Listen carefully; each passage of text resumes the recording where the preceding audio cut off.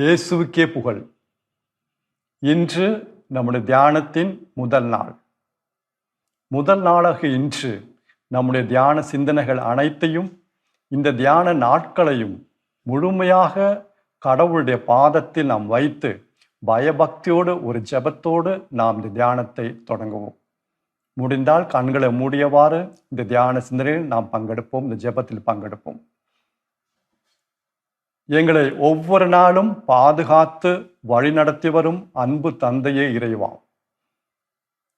இதோ மீண்டும் ஒரு முறை இந்த தியானத்தில் கலந்து கொள்ளவும், உம்முடைய வார்த்தையை ஆழமாக நாங்கள் தியானிக்கவும் சிந்திக்கவும் இந்த வாய்ப்பை கொடுத்தமைக்காக உமக்கு நாங்கள் உள்ளார்ந்த நன்றி கூறுகிறோம் ஆண்டவரே. இதோ இந்த தியானத்தில் இன்று முதல் யாரெல்லாம் கலந்து கொள்கிறார்களோ அவர்கள் ஒவ்வொருவரையும், சகோதர சகோதரிகள், குழந்தைகள், இளைஞர்கள், இளம் பெண்கள், முதியோர்கள், நோயாளிகள் ஒவ்வொருவரையும் அவருடைய குடும்பங்களையும் நிறைவாக ஆசீர்வதித்தருளும் அப்பா. இந்த தியானத்தின் வழியாக நாங்கள் உம்மோடு உள்ள அந்த நெருக்கமான அந்த உறவில் மென்மேலும் வளரவும், உம்மை நாங்கள் இன்னும் அதிகமாக அறிந்து கொள்ளவும் எங்களுக்கு இந்த தியானம் உதவியாக இருக்கட்டும். அதற்கு வேண்டிய அருளை எங்களுக்கு தாரும் அப்பா. இந்த மன்றாட்டுகள் எல்லாம் எங்கள் ஆண்டவராகிய இயேசு கிறிஸ்து வழியாக உம்மை மன்றாடுகிறோம். ஆமென். இறை இயேசுவில் அன்பார்ந்த சகோதர சகோதரிகளே, நாம் இந்த தியானத்தின் முதல் நாளில் இருக்கிறோம். மீண்டும் ஒரு முறை இந்த தியானத்தில் கலந்து கொள்ள கடவுள் நம் மீது இரக்கம் காட்டியுள்ளார். எத்தனையோ பேர் சென்ற ஆண்டு தியானத்தில் கலந்து கொண்டவர்கள் இந்த ஆண்டு இல்லை. ஆனால் கடவுள் நம் மீது மிகுந்த இரக்கம் உள்ளவராக இருக்கிறார். எனவே அவருக்கு நன்றி சொல்லி அந்த நன்றி உணர்வோடு இந்த தியானத்தில் நாம் கலந்து கொள்வோம். நம்முடைய வாழ்க்கையில் வருகின்ற பல காரியங்களையும் நம்முடைய கிறிஸ்தவ வாழ்க்கையும் ஆராய்ந்து பார்க்க இந்த தியானமானது நமக்கு உதவியாக இருக்கட்டும். குறிப்பாக நம்முடைய வாழ்க்கையில் பிரச்சனைகள் வரும்பொழுது, பல துன்பங்கள் வரும்பொழுது, அல்லது இக்கட்டான சூழ்நிலைகள் வரும்பொழுது நாம் எவ்வாறு நடந்து கொள்கிறோம், அது எவ்வாறு நம்மை பாதிக்கின்றது, நம்முடைய கிறிஸ்தவ வாழ்வை எவ்வாறு பாதிக்கின்றது, அதை ஆராய்ந்து பார்க்க இந்த தியானம் உதவியாக இருக்கட்டும். அன்பானவர்களே, பல வேளைகளில் இந்த மாதிரி பிரச்சனைகள் வரும்பொழுது, குறிப்பாக குடும்ப வாழ்க்கையில், கணவன் மனைவி அவர்கள் மத்தியில் உறவில், திருமண வாழ்க்கையில், அல்லது நம்முடைய உடலில் ஏதாவது ஒரு வியாதி வரும்பொழுது எவ்வளவோ மருந்து மாத்திரை சாப்பிட்றோம், எவ்வளவோ ட்ரீட்மெண்ட் எடுக்கிறோம். ஆனால் இருந்தாலும் அது குணம் அடையாவிட்டால் ஒரு கலக்கம் நம்முடைய வாழ்க்கையில் வருகிறது. அல்லது வயதாக இன்னும் திருமணம் ஆகாமல் இருந்தால் ஒரு பயம், திருமணம் ஆன பிறகும் நாம் நினைத்த மாதிரி ஒரு வாழ்க்கை துணைவரையோ அல்லது துணைவியோ கிடைக்கவில்லையே என்ற ஒரு ஏமாற்றம், அல்லது திருமணம் ஆன பிறகும் பல ஆண்டுகளாகியும் குழந்தைகள் இல்லையே என்ற ஒரு மனக்கவலை, ஒரு வேதனை, அல்லது சரியான ஒரு வேலை இல்லையே என்ற ஒரு கவலை, எதுவாக இருக்கட்டும், இந்த மாதிரி பிரச்சனைகள்லாம் நம்முடைய வாழ்க்கையில் வரும்பொழுது நாம் எவ்வாறு நடந்து கொள்கிறோம், நம்முடைய மனநிலை என்ன? பல வேளைகளில் ஒரு பயம் நம்மை ஆட்கொள்ளுகிறது, ஒரு கவலை, நாளைக்கு என்ன ஆகுமோ, எப்படி முடியுமோ, இந்த வியாதி எங்கே போய் முடியுமோ. நம்முடைய வாழ்க்கையில் நம்முடைய உள்ளத்தில் ஒரு அமைதி இல்லை, உண்மையான மகிழ்ச்சியை நம்ம அனுபவிக்க முடியவில்லை. அன்பார்ந்தவர்களே, இதற்கெல்லாம் ஒரே ஒரு காரணம் தான், 2 காரணம் இல்லை, இதற்கெல்லாம் ஒரே ஒரு காரணம் தான். அது என்ன? நமக்கும் கடவுளுக்கும் ஒரு நெருக்கமான உறவு இல்லாததான் இந்த காரணம். நாம் ஜெபிக்கிறோம், இப்படியெல்லாம் பிரச்சனைகள் வரும்பொழுது நாம் ஜெபிக்கிறோம், ஜெபிக்கவில்லைன்னு சொல்லவில்லை, ஜெபிக்கிறோம், இறை வார்த்தை வாசிக்கிறோம், உபவாசம் எடுக்கிறோம், திருப்பலியில் பங்கெடுக்கிறோம், இன்னும் சிலர் நற்செய்தி கூட்டங்களிலும் ஜெப கூட்டங்களிலும் கலந்து கொள்கிறார்கள். எல்லாம் நல்லதுதான், ஏழைகளுக்கு உதவி செய்கிறார்கள். இருந்தாலும் ஒரு கலக்கம், ஒரு பயம், ஒரு கவலை, ஒரு வேதனை, அமைதியற்ற ஒரு நிலை இந்த பிரச்சனைகள் வரும் பொழுது. காரணம், கடவுளோடு நெருக்கமான ஒரு உறவு இல்லை. தயவுசெய்து தவறாக எண்ணிக்கொள்ளாதீர்கள். இது நம்முடைய வாழ்க்கை ஆராய்ந்து பார்க்கத்தான் இந்த தியானத்தை கடவுள் நமக்கு தந்திருக்கிறார். அது நமக்கு நன்மைக்காகத்தான். அன்பானவர்களே, இயேசுடைய வாழ்க்கையில் எவ்வளவோ பிரச்சனைகள் வந்தது. இயேசுவை பற்றி எவ்வளவோ இல்லாது பொல்லாதெல்லாம் சொன்னார்கள். அவர் இந்த 33 ஆண்டுகள் இந்த உலகத்தில் வாழ்ந்த போது எப்படியெல்லாம் அவரை நடத்தினார்கள். கொலை செய்ய பார்த்தார்கள், மலை உச்சிலிருந்து தள்ளிவிட பார்த்தார்கள், கல்லெறிய பார்த்தார்கள், தேவையில்லாத வார்த்தைகள் அவருக்கு எதிராக பயன்படுத்தினார்கள். ஆனால் அவை அனைத்தும் அவரை அசைக்கவில்லை. என்பார்களே, அவரை அதை அசைக்கவில்லை. காரணம் என்ன? அவருக்கும் தந்தையோடு உள்ள அந்த உறவு, ஐக்கியம், நட்புறவு, வேற ஒன்றும் இல்லை. அதுதான் பாந்தவர்கள் நமக்கு தேவை. அது கிடைக்க வேண்டும். அந்த நட்புறவில் நீங்களும் நானும் இந்த தியானத்தின் வழியாக வளர வேண்டும். அதுதான் இந்த தியானத்தின் நோக்கம். பழைய ஏற்பாட்டெல்லாம் பாருங்க, அந்த இறை வாக்கினர்கள், கடவுளுடைய மனிதர்கள், எடுத்துக்காட்டாக ஹபாக்குக் ஆகமம் 3ஆம் அதிகாரம் 17-18 வசனங்கள். அங்கு அவர் இப்படி சொல்லுகிறார்: அத்திமரம் துளிர்விடாமல் போனாலும், திராட்சை கொடி பலன் தராமல் போனாலும், ஒலிவ மரம் பயனற்று போனாலும், வயல்களில் விளைச்சல் தானியங்கள் இல்லாமல் போனாலும், தொழுத்தில் ஆடு மாடுகள் இல்லாமல் போனாலும், நான் ஆண்டவரில் அகமகிழ்வேன், களி கூறுவேன். பாருங்கள், அவர் நான் இதெல்லாம் இல்லாம போன நான் களி கூறுவேன் அப்படி சொல்லவில்லை. நான் ஆண்டவரில் களி கூறுவேன். அதாவது எனக்கும் ஆண்டவருக்கும் உள்ள உறவில், அந்த நட்புறவில் நான் களி கூறுவேன், அகமகிழ்வேன்.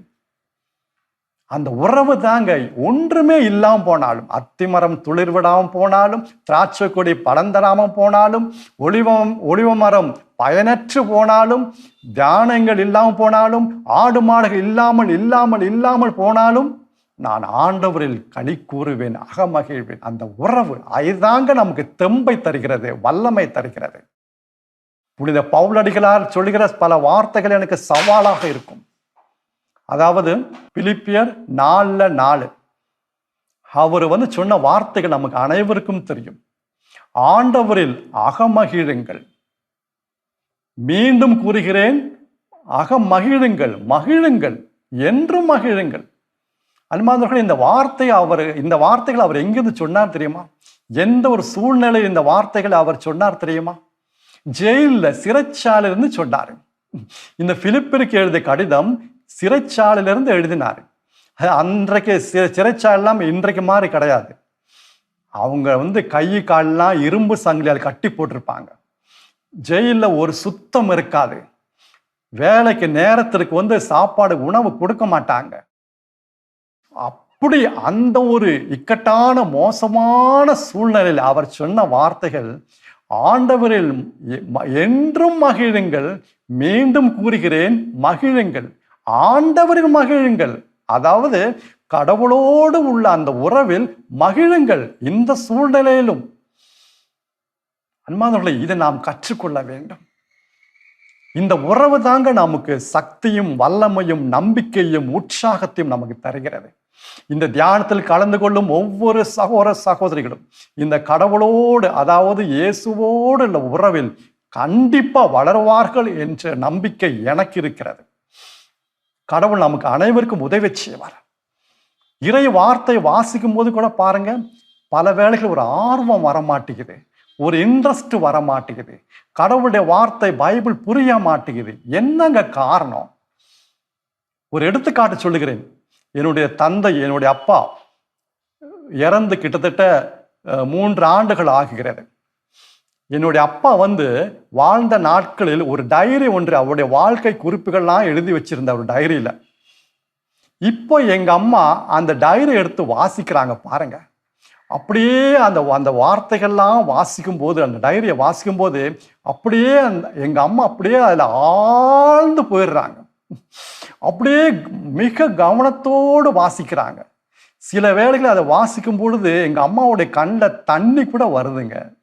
கண்ணில் தண்ணி கூட வருது. எங்க அப்பா எழுதி அந்த காரியங்கள்லாம் வாசிக்கும் போது, அந்த சம்பவங்கள்லாம் வாசிக்கும் போது எங்க அம்மாவோட கண்ணில் தண்ணி வருது. ஏன்?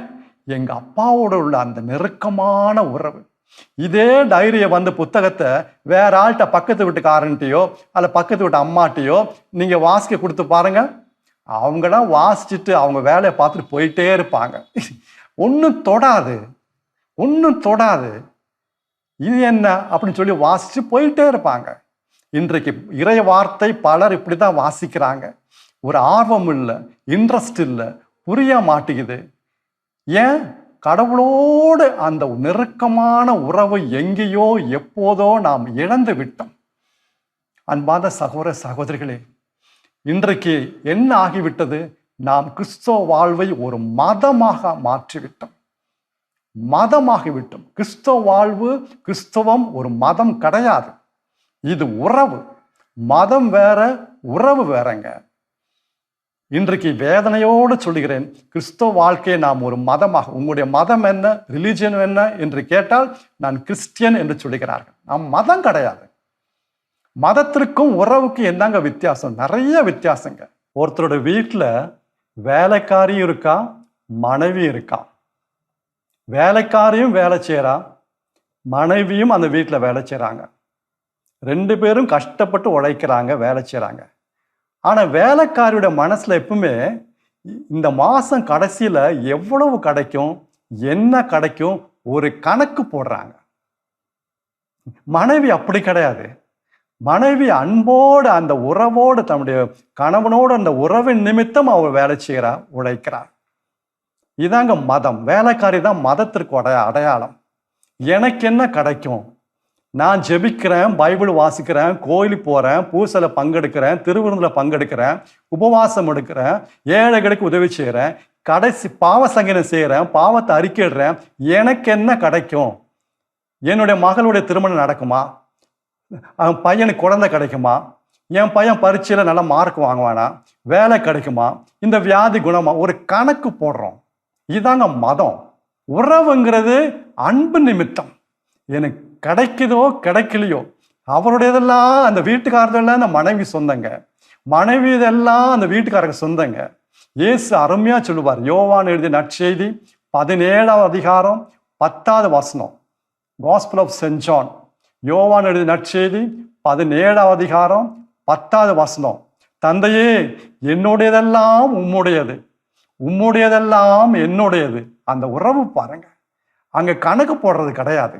தந்தையே, என்னுடையதெல்லாம் உம்முடையது, உம்முடையதெல்லாம் என்னுடையது. இதுதாங்க கிறிஸ்தவ வாழ்வு. இது மதம் கிடையாது. இன்றைக்கு நாம் கிறிஸ்தவ வாழ்க்கையை மதமாக மாற்றிவிட்டோம். அந்த உறவு, கடவுளோடு உள்ள அந்த உறவிலிருந்து, இயேசுவோடு அந்த உறவுல இருந்தாங்க அவருடைய மனதையும் உள்ளத்தையும் நாம் அறிந்து கொள்ள முடியும். அவருடைய உள்ளத்தை அறிந்து கொள்ள முடியும். வேலைக்காரிக்கு வீட்டுக்காரருடைய உள்ளத்தை தெரியாது, மனசுல என்ன இருக்குன்னு தெரியாது. வீட்டுக்காரர் இந்த குடும்ப தலைவர் அந்த வேலைக்காரிக்கு கட்டளை கொடுக்கணும். இதை செய்யுமா, இதை செய்யாதமா சொல்லி சொல்லி கொடுக்கணும். கட்டளைகள், அது மதம். கட்டளைகளின் அடிப்படையில் வாழ்கிறது மதம். இந்த மனைவிக்கு கட்டளைகள் தேவையில்லை. அந்த நெருக்கமான உறவுல அந்த மனைவிக்கு தெரியும், எங்க வீட்டுக்காருக்கு என்ன பிடிக்கும் பிடிக்காது எல்லாம் அந்த மனைவிக்கு தெரியும். ஏன்னா அவன் நெருக்கமா இருக்கான். யோவான் நற்செய்தியில இயேசுடைய அந்த இரவு உணவின் போது சீடர்களோடு இயேசு உணவு அருந்தும்பொழுது, பாஸ்கா உணவு அருந்தும்போது, யோவான், திருத்தூதரான யோவான் இயேசுவோடைய மார்பு பக்கமா சாய்ந்திருந்தார். இயேசுவோடைய மார்பு பக்கமா சாய்ந்திருந்தார். அந்த உறவு, நட்புறவு, ஐக்கியம் அந்த நெஞ்சோட சாய்ந்திருக்கும் போது அந்த நெஞ்சுக்குள்ள என்ன இருக்குன்னு அந்த இதய துடிப்பு அவருக்கு தெரியுங்க. இதுதான் கிறிஸ்தவ வாழ்வு. மனைவி தாங்க இந்த கிறிஸ்தவ வாழ்வுக்கு ஒரு அடையாளமா நான் சொல்லுகிறேன். வேலைக்காரி அல்ல, வேலைக்காரி அல்ல. வேலைக்காரிக்கு ஒண்ணுமே தெரியாது.